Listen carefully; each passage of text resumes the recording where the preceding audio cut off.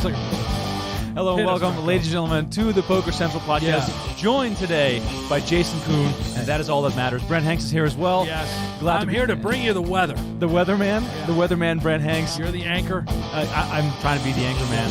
I would much rather work at this branch of the office, but hey, what can you do? Jason, thanks so much for joining us here on the show. We have so much to talk to you about. We haven't seen you in quite a while. Been a minute. Exactly. For the people watching at home in the chat, please let us know how you feel. Please chime in on all the topics that we are discussing. We'll try to include some of that conversation into the conversation today. And please make sure that if you listen to the audio version of this show, that we're doing this live every Tuesday at noon Pacific time, 3 p.m. Eastern time, or 9 p.m. Central European time, live every Tuesday. Keep that in mind. Don't forget about that. Use the point again. I do pointing. Pointing. Yeah, big time pointer guy. I'm trying to become an actual news anchor for local news. I feel like that they do that all the time. Yeah, they do a lot of pointing. They're hiring for sure. Exactly. Yeah, you'd fit in well. Let's jump right in. Yep. Where have you been? What have you been up to? What's life like? Well, I was chilling after the Bahamas thing. I went home for a lot of December to see my family and my wife's family. We're both from West Virginia, but from two places that are 5.5 hours apart. Oh, so that's hard to do in West Virginia. Yeah, well, right? it's actually kind Is of it a huge state? It's a big state. Yeah, All it's right. very. It's got panhandles that go lots of different ways. So I'm originally from Charleston, so we flew into the capital of the state, and then drove all the way up and close to D.C. basically. So it was quite the trip. And from there, we came back here for a few days and then went to Japan to go skiing with a few of my Asian friends, and my buddy Ben Tollerene came. Oh, yeah. I think he got coronavirus or something while we were over there. Maybe sick? not really. He was just sick as a dog, and he like the whole time there he was just But chilling. that was in Japan, right? Was Yeah. the outbreak there first? Is that no, a scoop? No, he was chilling. I think he just had the that's flu. news. He had the flu. Yeah. But it was kind of a bummer. He flew all the way to Japan to meet us there, and he's a great skier, and we just had to bring him soup into his bed while we were having fun in Niseko Mountain skiing and having sushi. And How it was the a blast. sushi? It was as you would expect. It was incredible. Yeah. I'm pretty envious. Right. I want to know from you right away. How has travel changed for you after making it big? Like, did you travel before, playing high stakes? Are you like the guy who flies, private, and are you doing all the fancy dinners, booking months in advance? How do you tackle that? I really this was the first trip that I tried really hard to make sure that we had all our restaurants booked ahead, because a few of my friends were like, look, it's Tokyo, and then it's also up on Niseko. You need to book ahead. So I actually made an effort at that, and a few people were proud of me for that, because I'm usually just like, I'll go wherever you guys want to go. Right. As for traveling, I mean, I fly. If I ever fly private, it wasn't me that booked the ticket. You don't own a plane yet. Don't own a plane, and I also don't book private flights. I've been fortunate enough to be around people that have done a lot better than I have at things, and once in a while they'll give me a lift, and I must admit it's a nice way to travel. Right. But no, I always look for value, and Allegiant, Spirit, or Southwest? Do you have a preference in order? Believe it or not, once in a while I will fly Southwest. I love Southwest. I'm a Southwest kind of guy. Yeah, and I use those like cheeky miles scalper guys to fly business and first internationally, because if I'm going to go somewhere for a poker stop, there's no shot I'm sitting up in a chair for 12 hours. So I will fly first on the international flights. Right. Japan, though, that seems to be like the go-to spot for poker players these days. Is it like the lifestyle there, or what's it about Japan that's so appealing? Honestly, I would like to act more cultured than I really deserve to be. Like, we went there, and we flew into Japan, and we went out one day, and we tried to find a coffee because Japanese coffee is fantastic. And we went into the one place that we did find, they didn't take credit cards, so I had to go to a Japanese ATM, and I couldn't understand how to use it. So then I went back, and I was like, sorry, and they didn't give us our coffees. And then we went back to our hotel. Wait, so you couldn't pay for the coffee? I couldn't pay for the coffee, and I was ashamed. Drink it? Oh, they made the Americanos and stared at us. So you owe them. And then that's what they just were sorry, and we just walked out. And I don't know. I was like, I send you Bitcoin, I guess. I don't, you know. And so we walk out and we go back to the hotel room and we get this like amazing, the most beautiful lunch spread I've ever seen from room service. And I looked at my wife and I was like, man, I really love Japan. You know, and I'm sitting in my room having room service. So I'm just like kind of one of those assholes that didn't really, I wasn't like in all the markets. And I would love to do that. Right. But honestly, we were, Tokyo was just a brief stop for us before we went to Niseko to ski. And but we did have the hotel set us up with a Michelin star authentic Japanese sushi place in Tokyo where we went in. We were the only white people. We were the only people that spoke English and just straight up had, you know, Ito Mai sushi where they hand you nigiri. One piece at a time. The whole time, yeah.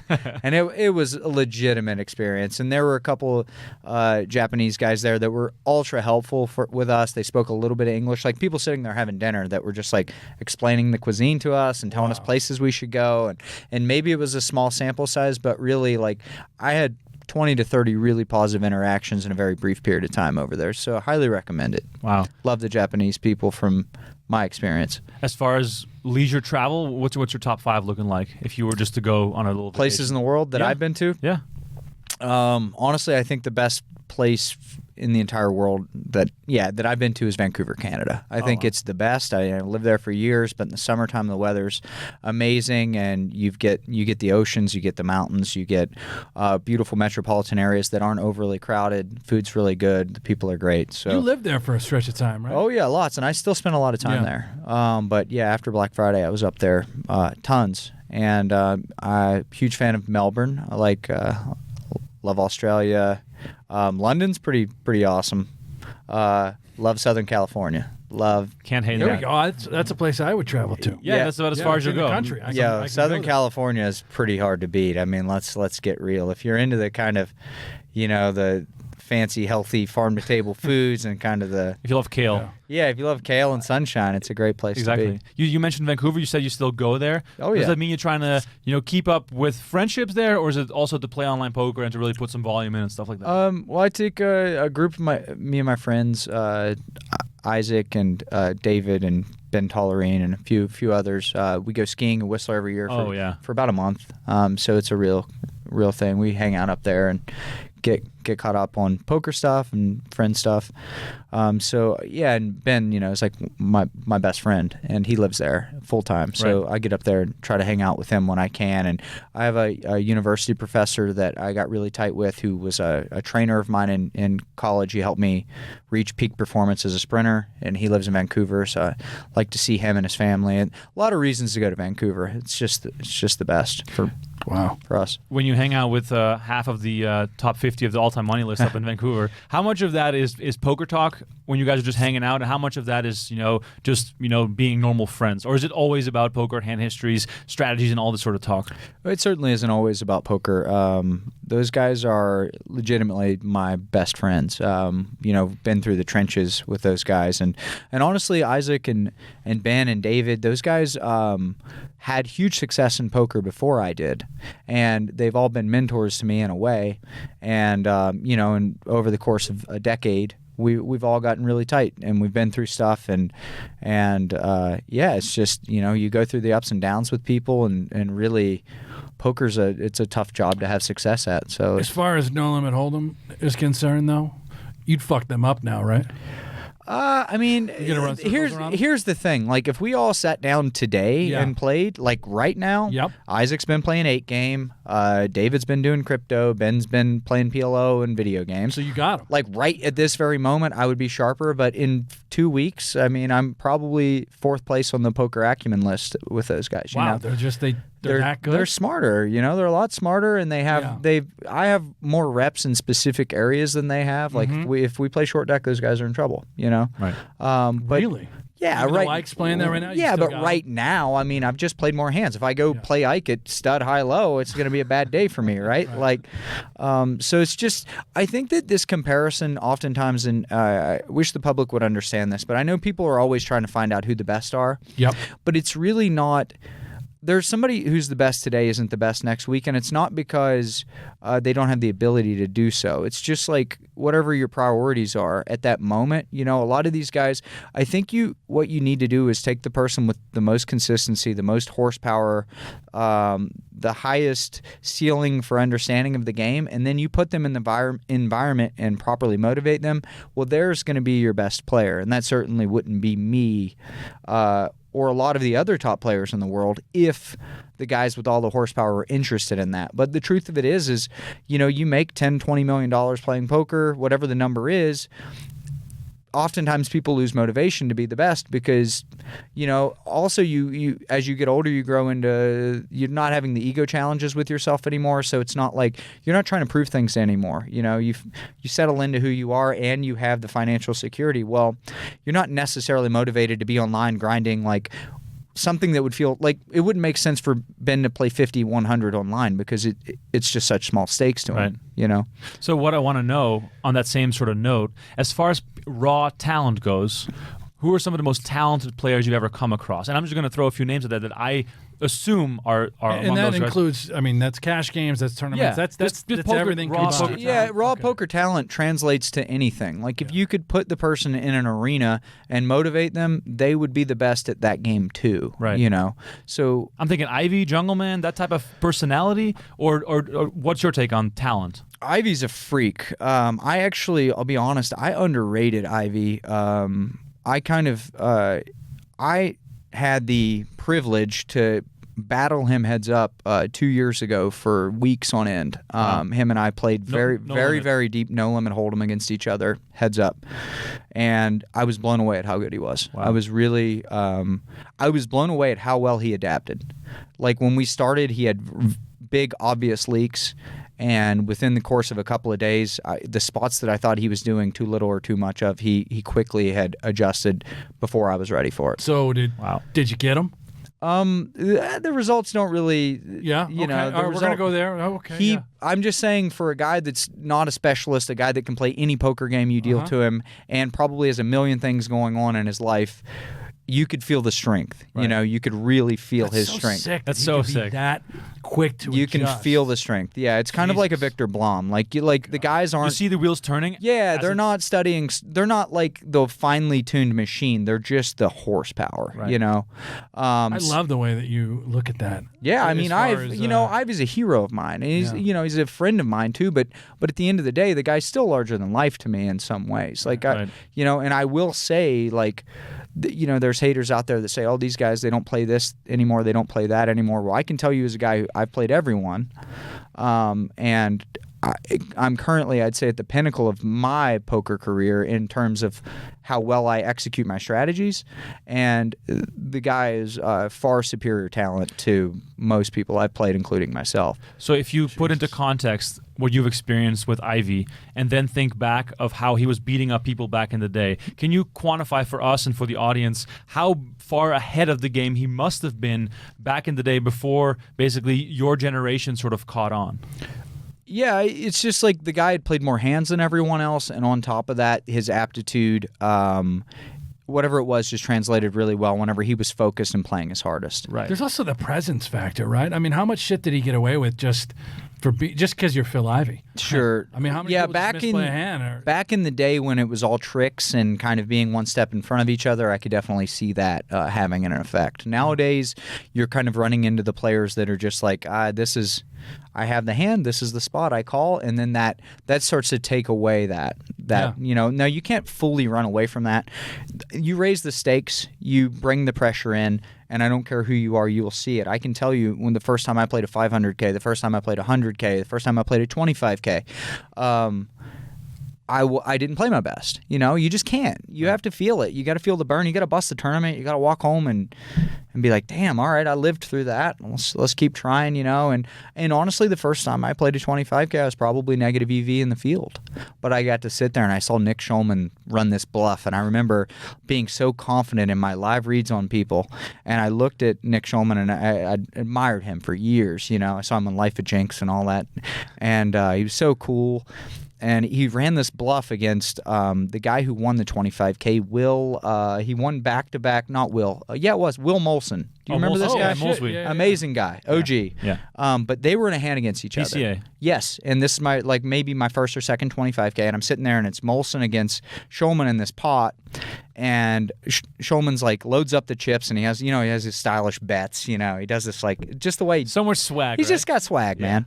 And the chips go in the middle, and I remember being like, this fucking guy's got it. 100% he's got it. And Molson tank and calls, and Schulman was bluffing. And I was just thinking, okay, I shouldn't look at guys that are more seasoned than I am and try to pick up anything on them, because whatever they're sending out there, I'm going to fall for. Right. I just wasn't ready for that yet. And it just how poker works is you play people. If you're good, you get a feel for what the story is, and you start to beat them. You pick up on their dialogues, you pick up on the information, and you outwit them, right? But every time you step up a level, even if you don't think it's the case, they've already seen every single trick that that you think works, that did work, and they won't fall for it. And then after that group falls for your tricks, you go up and the next group won't. And it's uncanny how it happens. You go up the stakes, you go up the difficulties, and people just stop falling for your shit. And you have a dead-on read that's worked for you 10 times, and you make the call, and they tricked you. And it's whoa. And that just happens all the way up the ladder. This is terrifying on a level, too. Yeah. I wanted to go back to Ivy just for one specific thing that I want to ask you. When you said that you saw him sort of progress very quickly as you guys were battling, yeah. Do you think that his mind is just so sharp that he can pick up on your patterns, or do you think it's also partly study and him adapting to the modern style of the game? What is it that he does in his adjustments that makes you sort of see that his wheels are turning? I think that he made assumptions based off of a style of play that most people, the general population that he plays, the mistakes that people make, and he approached me that way, and I was doing my best to play a closer to an equilibrium strategy, which clearly I'm not saying that I could play 300 BB NL. I'm not saying I'm the 50th best 300 BB NL heads-up player in the world. I'm not, and I wasn't then either. But I thought I could win, and I was trying my best to execute the strategies and not be attached to fear of bluffing a river or making a big call if I had the right hand for it or whatever. So I think he just realized oh, this guy's bluffing more than I thought, or whatever it was. He started leaning more towards making big calls against me, bluffing me in spots where, he went through a phase where he just didn't bluff the river, and it felt like within a course of hours, once I stopped calling the river, I noticed he started bluffing more. Right. He's just very, very fluid with that. God, I wish there were cameras on that. Yeah, I know. sounds I'm amazing. glad there weren't. I remember Jesus. I was on an iPad, and half the time I'd be sitting in my bathtub trying to you're talking 10, 12-hour sessions. I'm trying to put Epsom salt in my bath. I'm sore from working out the day before, and I'm playing them, and Bianca's bringing me protein shakes and whatever. It's it's a real mess, half of it. That's an incredible story. Yeah, it was. It really is. It was That might be one of the best stories we've heard in a long time. Especially involving Ivy. Yeah, that's fascinating. There's a lot. You see. I remember I was playing really big short deck no limit game. I think it was after one of those Triton TV games, and those stakes are big, and the game was bigger than they filmed. The one that you're seeing on Yeah, TV? yeah. Oh. And we were sitting there, and I remember Ivy made he's got such a great sense of humor. And he made a big call or something, and he just looked at me, and he doesn't talk. He never says anything. And he slides his headphones out of the way, and he said, "Old man still got tricks, huh?" And then put his and then put his headphone back on and went back to flying. And I was thinking, man, you are too cool, man. That's some Tiger Woods shit. Yeah. He says he really is just too cool. He's an enigma. Right. Without blowing up the spot, though, you mentioned this game that was off camera. I mean, how big? What's the largest pot that you've seen in these sorts of games? Whether you're involved or not, but what are the stakes here? They're very big. I mean, they're bigger than any You could just say, they're double to 3 times the size of any televised pot ever played. Wow. So there's big pots. And those are the small games compared to some of the games that we would never be invited to. I was standing in the Les Ambassadors Casino in London, where they had a few of the post-Triton poker tournaments, and I was talking to Richard Yong and a few other people, and he's like, "This is a beautiful casino, isn't it?" And I was like, "Yeah, it's a beautiful poker club." And he's like, "Yeah, the owner of this lost this in a poker game." What? Yeah. So there's how big games can get. And a casino's a value's gotta be casino, like you know, whatever. USD. That's James Bond stuff. Yeah, 25, 30 million. I don't know. There might be more. Yeah, maybe more. Wow. But yeah, the owner of that casino apparently lost it in a poker game. So You're, So wow. That's does JRB own it? yeah. You're describing graduating different stakes and different levels, and running into new tricks, and the old tricks don't work anymore. Sure. As far as adrenaline goes, and where your tricks sort of run out, where are you at right now? What's your comfort level at sort of your max right now? I don't think I have a max. I think if the spot is plus EV and it's necessary that I play the game, I think I'm pretty good at detaching myself, and at least in the moment. Oftentimes I'll leave the situation and then I'll deal with a backload of emotions. But generally I'm pretty good at internalizing things in the moment. The only way that I can explain it, and I'm sure a lot of poker players have experienced this, is you get into a spot and you can hear a pin drop and the pressure's high and you're inside of your body, and you go to a place in your head almost like you're controlling a ship.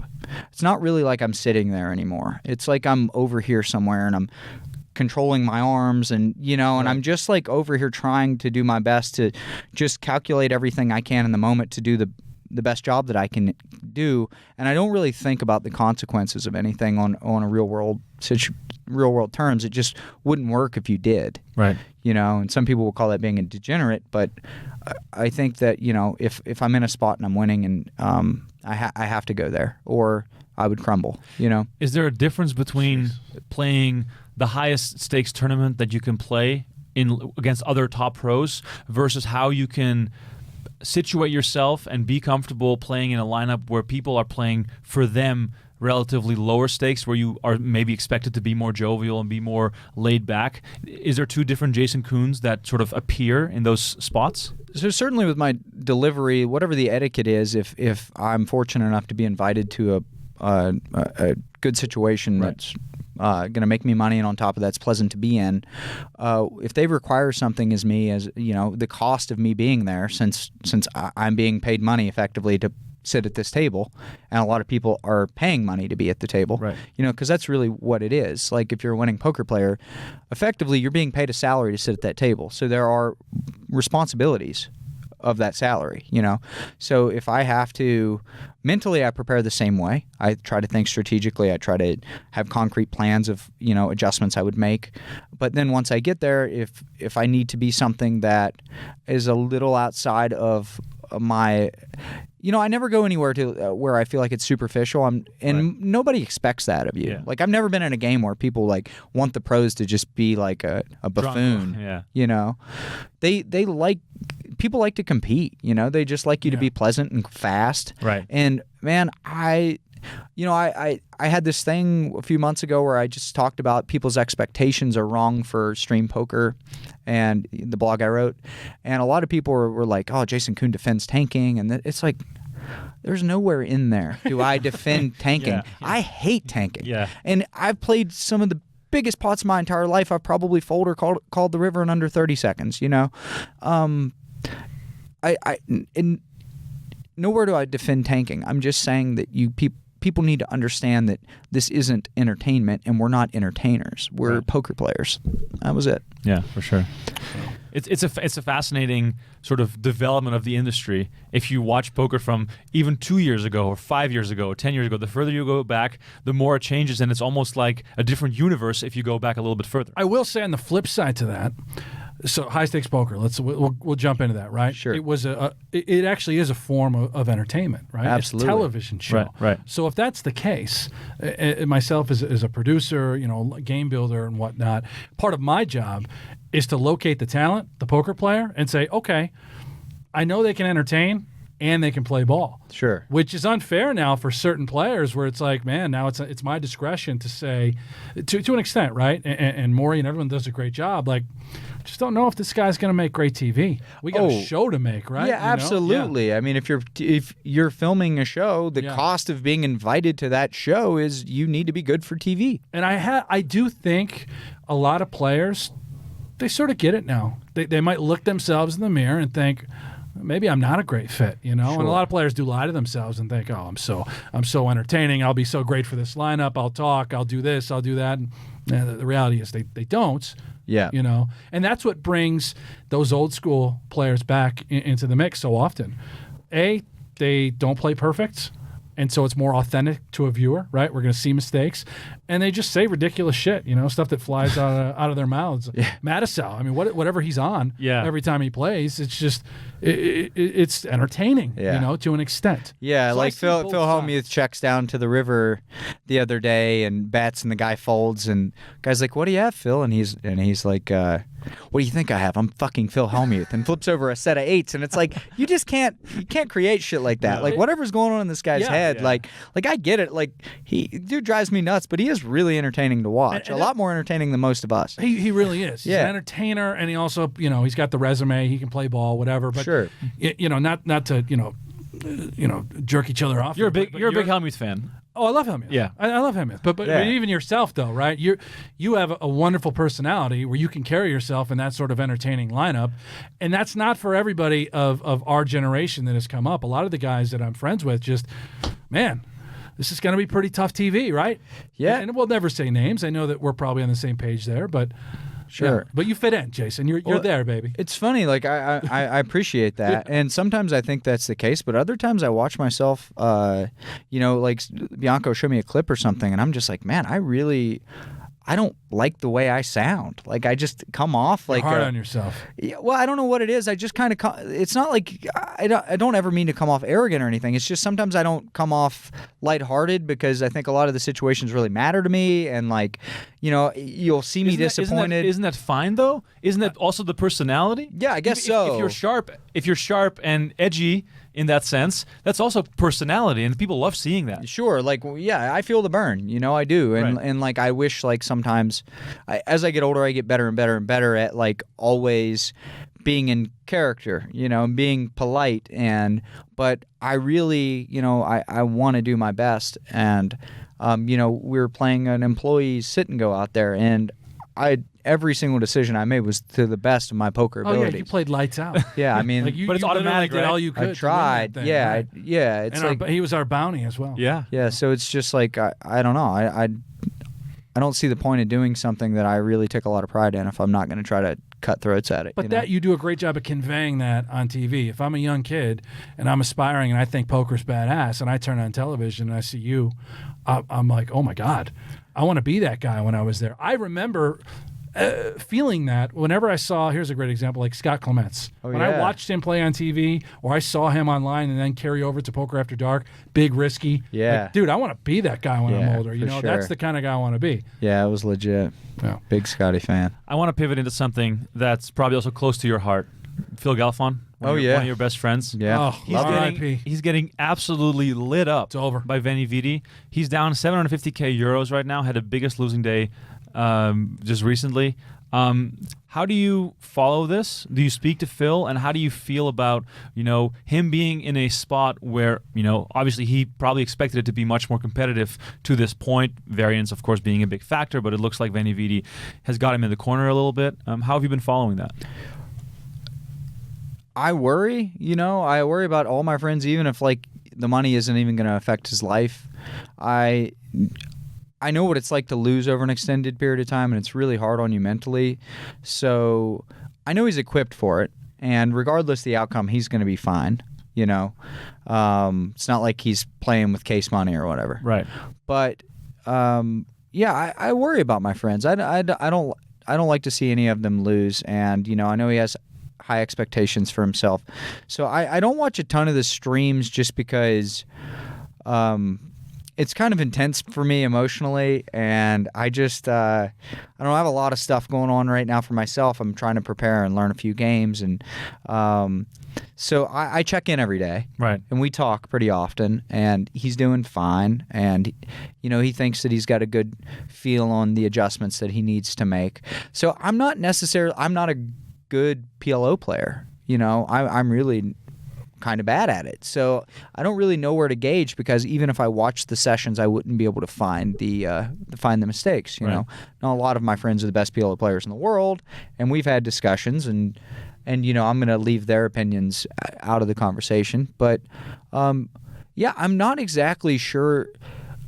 It's got to be difficult to not have played online poker and then just jump into a mega session. So props to him for even attempting it. Yeah. Right. You know, but man, working off the rust of playing heads up is intense, man. It's intense. And all the eyes on you, too. Yeah, right? for I sure. mean, everyone's tuning in. You got Ingram doing these recap videos. Yeah. It's all out there. I can't imagine what he's feeling at the end of the day, especially, you know, after getting blasted at some point, to, you know, as you were Sure. saying, like, God damn, that's got to feel like the weight of the world is sort of on your back. Yeah. Until you read one of his tweets, especially the last one, and he just ends it with one of the greatest lines where it says, at the end of the day, blah, blah, blah, I absolutely love this shit. Yeah, yeah. You know, he's getting buried, but he's yeah. out there and he's going to fight. Yeah, and when you're talking about poker acumen and abilities, I mean, the guy is as gifted as they come. So, you know, his next opponents are going to have a lot more trouble, even if this guy does end up winning. That's what Oh I my said. God, yeah. Well, you did say that. I mean, He's going to run over everybody else. Yeah, he's the guy's a freak. He's a complete freak. Is you he know? like up there as far as the most talented people you've ever spoken to? he's unbelievable. You think it was quite strategic as far as placement with opponents? I mean, this guy, what's his name, Vinny Vidi? Yeah. Is he anonymous? Does Phil know who he is in person? I think I'm not sure if they know who he is in person, but he's been around in forums for years. You know, not that many years, but like he's an online heads up PLO rig. Right. you So know? at least somebody can verify that Phil trusts that. Okay, this you're not getting sharp sided here. No, I know this guy. Yeah, the guy is a good high stakes heads up PLO player. Is the guy one of the best heads up PLO players in the world? I don't think so. Probably not. Right. No, he's not in the top 10. No. What would be the equivalent, try to be hypothetical here, of course, of the Jason Koon challenge? How long would you have to step away from studying and then to be like, okay, I'm going to do this, I'm going to promote jasonkoonpoker.com, I'm going to throw a challenge out there? Like, what's sort of the gap drop-off and the learning curve for Galfond like if you were to do something like this? How long would you have to take off from poker to see yourself in a similar scenario? I can't relate because for so many reasons, but honestly, like for the last 2 weeks I've been studying short deck just because, hey, I felt like studying some short deck, so I'm doing my short deck stuff, and I feel like I forgot how to play no limit hold'em. Wow. You know, and in November I would have considered the peak of my entire career in no limit hold'em, the work that I've done, the sharpness I felt in all the spots, because I got a few months of random online tournaments and I played every single day, and I felt really, really sharp at the end of those few months of tournaments. And I was like, whoa, this is definitely the best I've ever played no limit hold'em. And you know, it's February, and I feel like I suck. I really do. There are so many spots where I'm just like, man, I can't remember if that's if that texture is big C bet or small C bet, you know, or if I'm supposed to raise small or big here. Or there's a lot of like shapes and things you start to forget because it all blends together. Especially for me, because I play two visually identical games, even though theoretically they're very, very different. Mm-hmm. So maybe PLO, it's easier to hang on to fundamentals because he doesn't play a bunch of 08 or, you know. And the guy's clearly a 4-card legend. You know, he's an absolute legend. One of the smartest people I've ever met. Galfond actually reached out. We've talked a little bit back and forth about getting in games. He told me in Pot Limit Omaha, he doesn't care who's at the table. He'll play. Right. High stakes, PLO. This challenge goes to show that, right? Yes. Like and he's told me that for 2 years. Now, the problem is, like, who can actually get to play with Phil Galfond and Pot Limit Omaha? Yeah. That's difficult, right? But he'll play anybody in the world. And I guess that's sort of like yourself to an extent with No Limit Hold'em. We talked about high stakes poker coming back. You're one of the few people that was like, bro, I'll play anybody you guys throw out of there. Yeah, I mean, I would prefer softer lineups, but if you guys are trying to get high stakes poker off the ground, I'll come play. So we got Brent and Jason are the two. What it is, though, and we can stick with high stakes poker for a moment because I know a lot of the folks that are tuning in, they want some details on that, what's coming up, little insider information. Right. It's how many text messages now? Oh my God, I have a list of people that have reached out to me personally is over 30. Yeah. I don't know how many people Maury's been in contact with. So now Maury and I are going to have to come together and figure out, okay, what are we going to do? The whiteboard. And it's and you have to, I think, especially out of the gate, at least my thoughts are, we got to bring back a little nostalgia. 100%. The show's going to look incredible from a production front, right? The set, everything's going to be fucking dialed in. And I think the lineup also has to be a blend of that old school nostalgia with some of these new guys, right? Who are the new superstars in the game that we think can put on a hell of a show, have fun. We're going to need the rapport, the camaraderie. Turn them loose. Let's go. Play ball for X amount of hours. It needs to hurt a little bit, too. Yeah. The stakes need to be relevant. The stakes will be 200, 400. I think the new adjustment, which is unlike the old show, probably have to do the big blind ante, right? So we'll do 200, 400 big blind ante. And then we'll, it's going to be Uncapped buy-in or 100K min, uncapped. Okay, yeah, I think uncapped must be for high stakes poker. Yeah. If it's 100K min, you're invited, you like the lineup, how much are you sitting down with? This is for TV. I like the lineup. You like the lineup. It's gonna be on TV. if I really, really like the lineup, whoever I really like the most in the lineup, I will cover. You're just covering. Yeah. Right. Yeah. What if it's Robo sitting down with $1 million? Yeah, if it's a bunch of studs that I would prefer to Min buy. Yeah, min buy. I mean, if you're talking actual EV, I would min buy. Yeah, Right. See, and that's the dynamic that we can't create. Right. As far as Yes. more, and that For sure. for you guys tuning in, it's hard, right? That's Yeah, a difficult recipe. It's hard to try and blend everything, put it in the oven. Well, it's effectively Come on, what good you're product. doing is, hey, we get something, and in return, Yeah. we offer something. But the less that you receive, if you're trying to make a living at the game, you have to look for every edge you can get, right? Right. So it's not like necessarily like sometimes people are just blatantly uncool about certain things in poker. But a lot of the stuff people saw back in the day, well, people were receiving a lot to get to be that. There were hourly production fees to sit down and play. Right. You were getting Full Tilt was just like, hey, I think we've heard of you on Hendon Mob. You got a Full Tilt Red Pro deal. 100% They're just handing out Red Pro deals to every. Oh my God, You got the a min online- cash in the World Series. You're a Red Pro. The spend was ridiculous. Yeah, on those no, sites. it was coming nuts. into the I mean, game. these- The hourlies that you were getting just to play. Not to mention how fucking great were the spots. If you're really good, look around that table. Oh, exactly. There The were win spots. rates were enormous. It was if you take a look at those games, I mean, I imagine the best players in old school high stakes poker were winning like 35 big blinds per 100 hands or something crazy. That's bizarre. What's your best high stakes poker memory? Do you have one that's a clear cut favorite? Man, by far my favorite poker TV show. I mean, by a mile. You were one of the first people, by the way, that was like, Hanksy, high stakes poker's back. I need to see. Oh yeah, for 100%, man. Nostalgia. I just want to sit there. Yeah. I hope we can get some of the legends to come play. Yeah. I mean, it's got to be the Ivy back raise all in with 5-3 off against Lex, That's it. right? That is. It's got to be the greatest. Yeah. I mean, it's obviously completely batshit, but whatever it was, he knew something. Yeah. And it was amazing. What happened to Brad Booth? Yeah. Do we know what happened to Brad Booth? The last I saw Brad Booth, I was living in Vancouver, and it would have been maybe 2013, and there was like a 5K tournament in Vancouver I went and played, and he was at my table, and I was like, whoa, this is Brad Booth. And then like I remember this hand where like I put the money in, and he made like kind of a ridiculous call with King Jack suited and like a spot where I think you fold Ace Jack suited pre-flop. Right. And but he said I either put you on Ace 5 of spades or pocket sixes.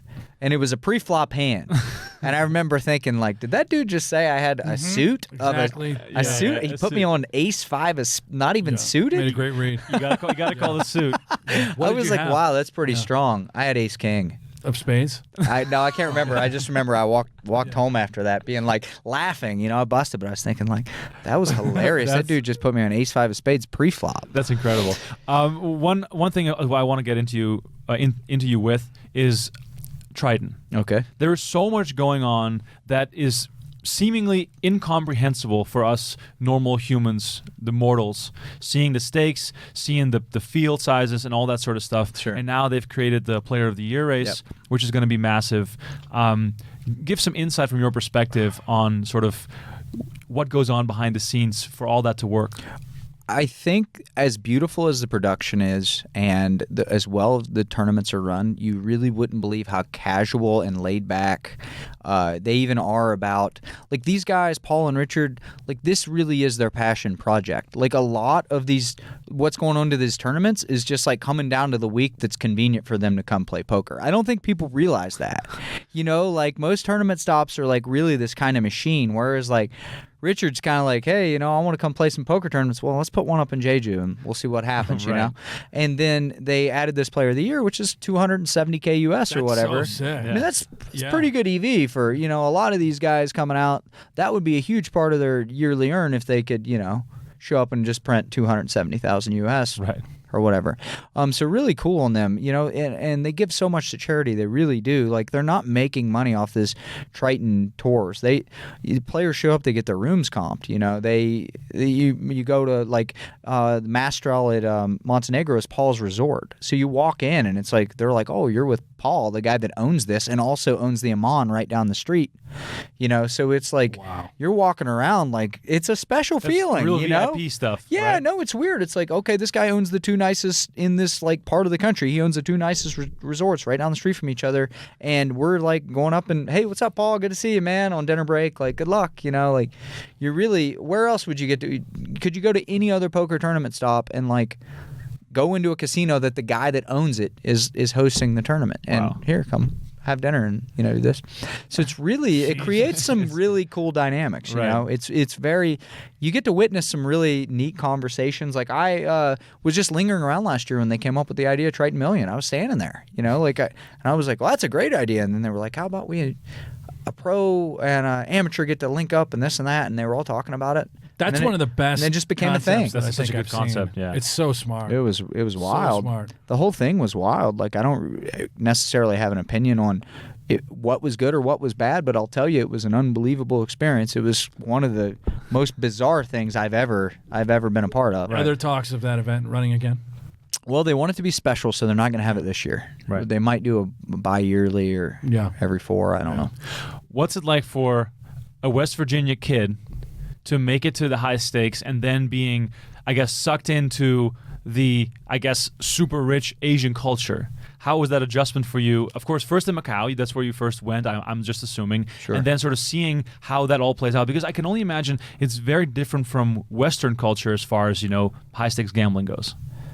Yeah, it's entirely different because the way that the Chinese approach gambling, it's like no one's ever safe. You're a billionaire.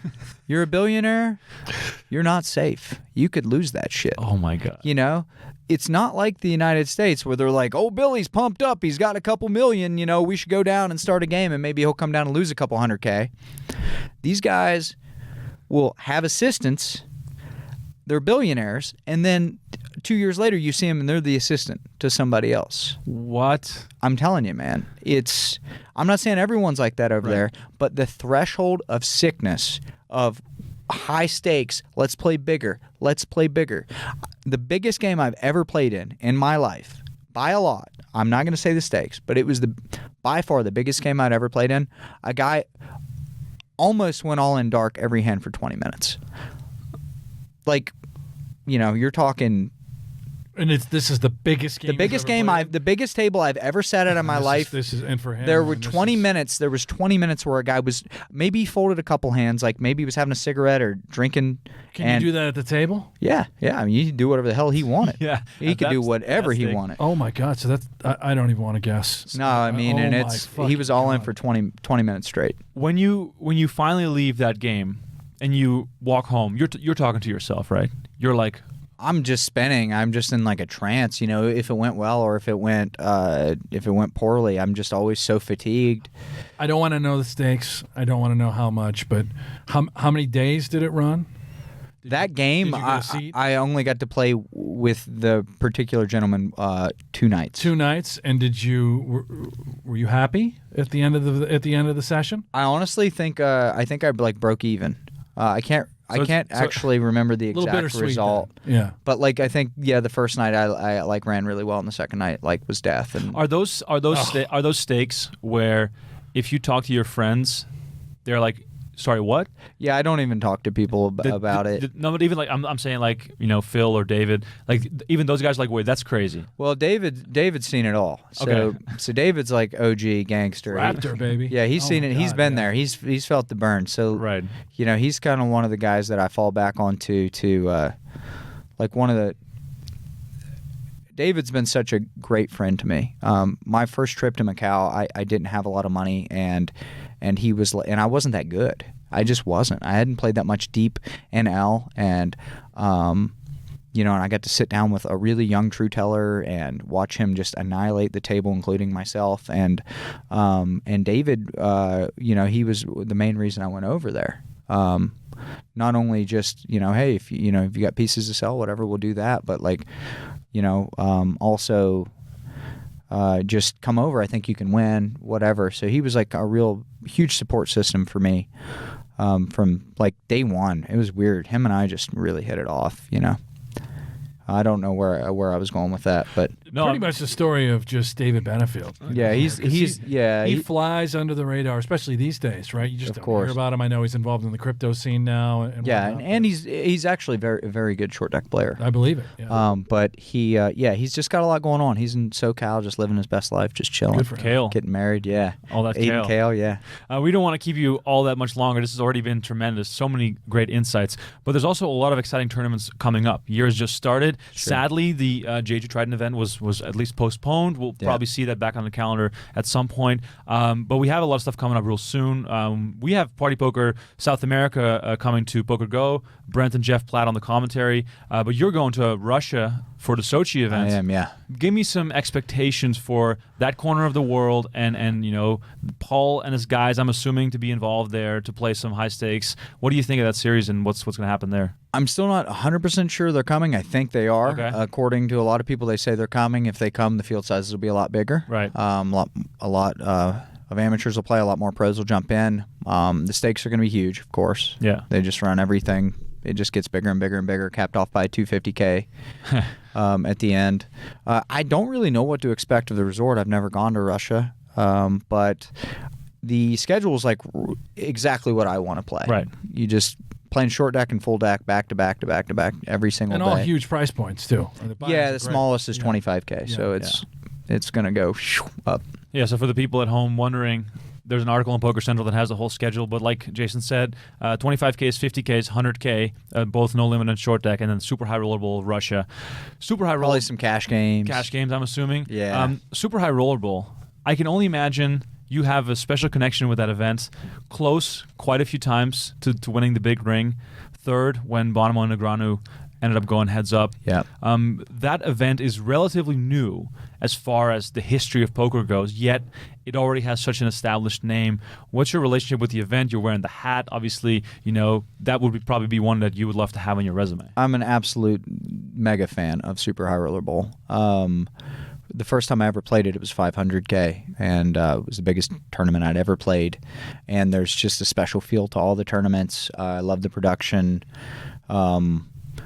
It's just really the staff makes it special. Everyone there's you can once again it's one of the only other few tournaments in the world that you can play that it feels a little different. Right. So I would love to win the tournament. We got one coming up in Russia. We got one coming up again in Vegas. So yeah, that one's in May. Vegas is back. Can't wait. Plenty of chances still to come. Jason, this year, what's it going to look like for you?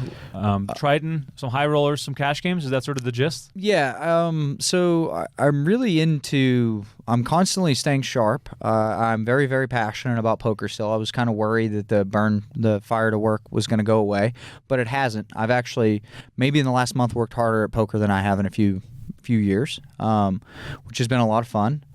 So when the opportunities come up to play, I'm going to play, but I'm going to sit and wait. I'm not going to travel and play a lot of poker tournament stops. It just doesn't make a lot of sense. My energy could be used towards getting better at games, and when the opportunities really come up, be my best and enjoy rest time, enjoy hanging out with my wife and my friends. So I doubt I'll travel that much unless big things come up. If they do, obviously every Triton I'll be at, every Super High Roller Bowl that's reasonable for me to go to that has bigger side events and things I would go to. But other than that, I don't think you'll see me anywhere else. I won't really be playing any WSOPs except the big stuff.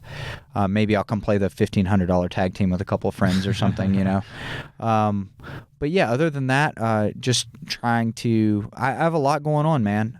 It's weird. Like I've tried to kind of phase out of a lot of overreaching myself with communications. Like, I don't mean to be closed off towards, I know I'm not as available social media wise or with interviews or whatever anymore. I just don't do that many of them because I'm constantly getting blown up with things I really need to do. Right. So You got exciting things in the works that you want to share with us? Are you working on project side things, or is it just study? It's honestly just time? Let's reduce the noise a little bit. Let's be more focused, not be as scatterbrained. It's really, really hard to just not start reaching and all these. Wake up, roll out of bed every day and just start going crazy, which I kind of do. I have so many things to do. I have so many messages every morning whenever I wake up with different, if it's Triton or if it's party or if it's run at once training or if it's family or if it's my studies, whatever it is. I have a lot of things to do. Or T-ball. Are we still going to put a T-ball team together? 100%. I'll be whipping curveballs. We're going to be coaching. What's T-ball? Well, my oldest is going to be ready for T-ball soon. And, Jason's going to be assistant coach. Wow. Yeah. We got a T-ball squad coming. And I do want to point this out. He's going to kill me for this because he's not the type to ever put it out there. But one of the most giving guys, Jason Koon, he helped out my wife's public school. The students there gave this beautiful computer. What was it? Right around the holidays, right? Yeah, that was that's cool to see him putting it to use. It was so awesome. And these kids, it blew their mind. First of all, it's this ridiculously big Mac. And the kids came in, and poor district, right? And they've never seen a computer like this. They didn't even know it existed. And my wife was sending us pictures that I was sharing with Jason on the side. And that's awesome. The sort of thing that will change their lives that you don't realize. Yeah. I mean, so cool. Giving back has to feel tremendous. Yeah, if you're in the spot where you can do that. I certainly want to do as much as I can. I recently talked to a person, and they just said, I'm sure that this phrase has been put out a bunch, but a third of your time you should be mentored, a third of your time you should be with peers, and a third of your time you should be giving mentorship to people. Right. And I feel like I'm really lacking on the mentorship / giving. For the past few years, it's really been all out on make, take, do everything I can, get it while the getting's good. And I really do want to spend a lot more of my own personal time with people, with kids.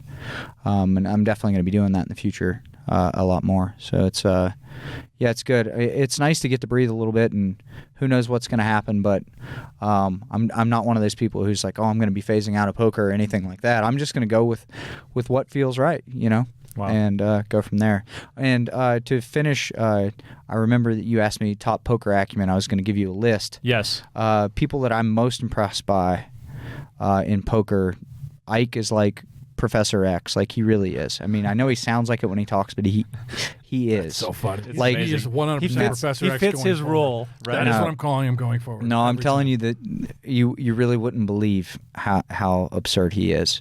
Galfond's way up there. Yep. Ben Tollerene's way up there. One of the smartest people I've ever encountered is Ben Solsky. Yeah. Sauce. He's as smart as you think he is. He's like, he makes jokes. Like, I'd say I understand about 20% of his jokes. You're driving home at night and then it finally hits you? No, it never hits me. I've got to Wikipedia it. Yeah. He hits me with some like philosophical shit, and I'm just like, man, I really wish I understood this joke, Ben, but I don't. So, I mean, that's a list of names. Those are some. Those guys, that's, and there's I'm sure there's a bunch other. Dave's a freak of nature. We've talked a lot about Dave. I spent a lot of time with Geralbos Vulgaris. That guy is an absolute freak. I mean, he's just a total freak. He's so smart. So it's overwhelming to be around people like that. But is he still doing the thing with the maps? Is he still with Dallas? Yeah. He's got that whole setup. He's got himself a squad now. I know. Luca? I mean, my God. Jeff Platt's listening to this. He'll be... Oh, Jeff Platt's going to go nuts. He'll be aroused. He'll be aroused. Jason, thank you so much for joining us here on the podcast. Brent, once again, always good to be doing the show. You guys, thanks so much for watching. Please let us know in the comments how you feel about it. Give us a thumbs up on the video. If you're listening to the audio show, don't forget to give us a rating on iTunes. Give us the 5 stars. Let us know any questions or remarks. If you leave a question in the reviews, we'll make sure to use it on the show. If we have a guest, we'll try to ask them the question. Otherwise, Brent and I will just discuss whatever you want us to discuss. Jason, once again, good luck. Thanks, Super man. High Roller Bowl, Russia. I'm calling it right now. The ring is for Jason Koon. That would be sweet. It's been decided. We're going to see it happen. You guys can watch all that, of course, on Poker Go. Thanks so much for watching. This was the Poker Central Podcast.